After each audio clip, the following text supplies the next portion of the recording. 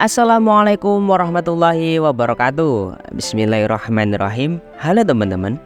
Setelah manusia merasakan pedihnya kematian dan ruhnya dicabut dari badan, maka jenazah manusia tersebut akan dimasukkan ke dalam kubur.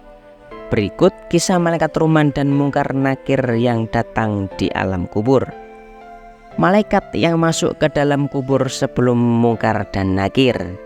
Diriwayatkan dari Abdullah bin Salam, sebelum malaikat Mungkar dan Nakir masuk kepada mayit, ada seorang malaikat yang mendatanginya yang wajahnya bercahaya bagaikan matahari.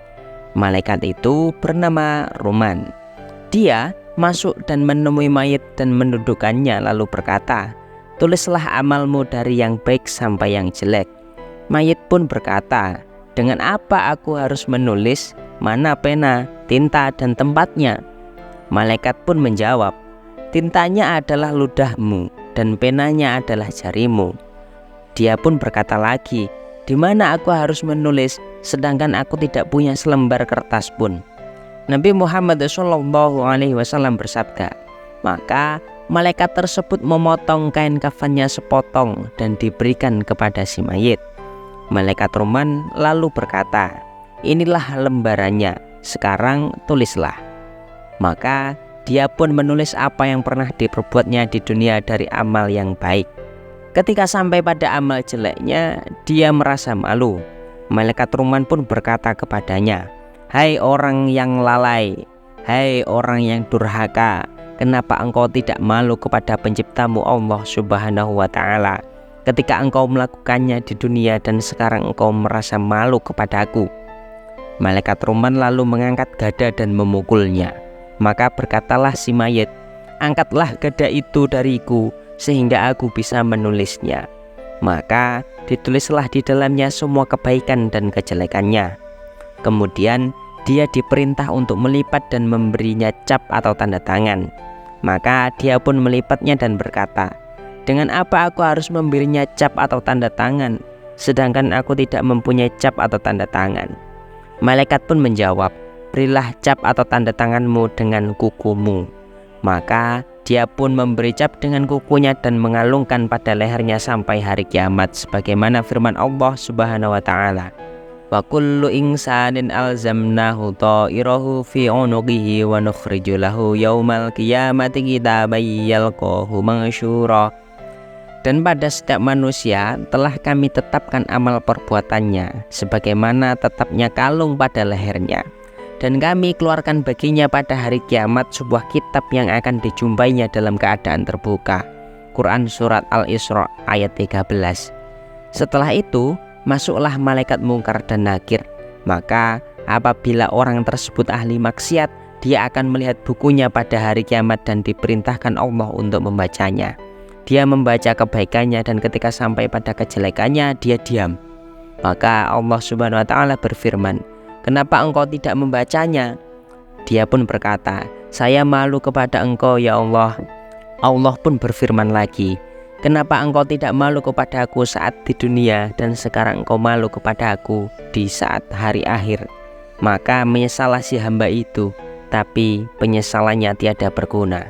Allah pun berfirman, "Khuduhu fahulluhu thumma jahimu salluhu."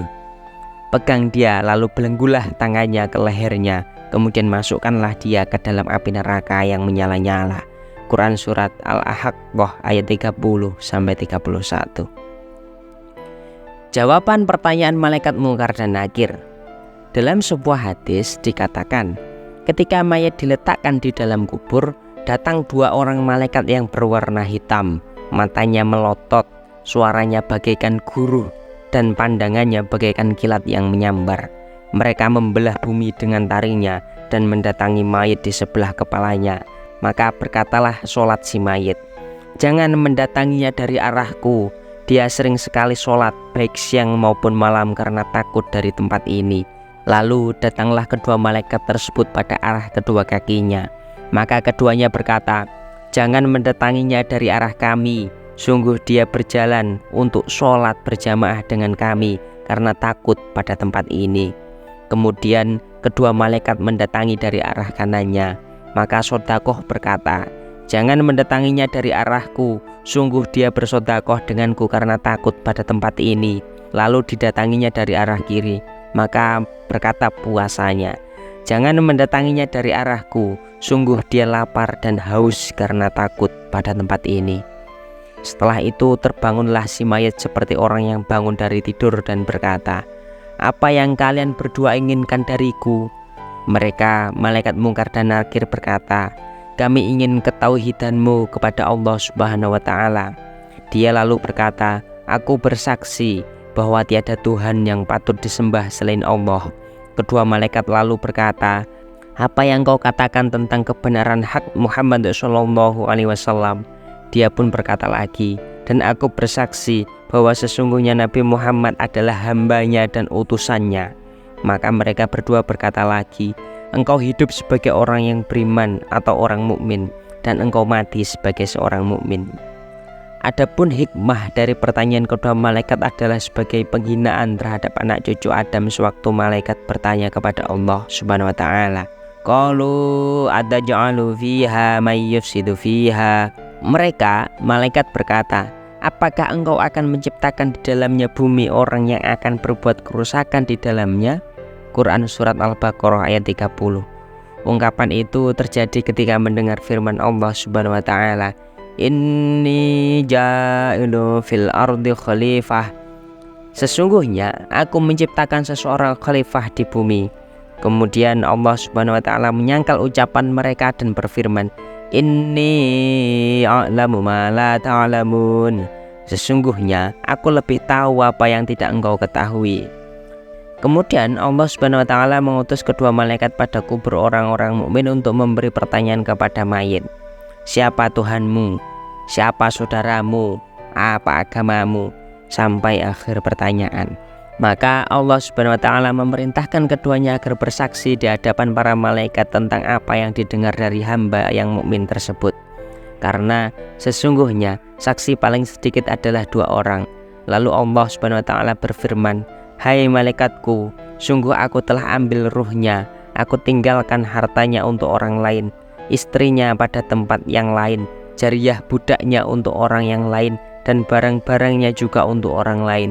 Setelah itu kedua malaikat bertanya dalam perut bumi, maka si mayat tidak ridho kecuali dariku, dan seorang hamba tidak bisa menjawab pertanyaan kecuali dariku.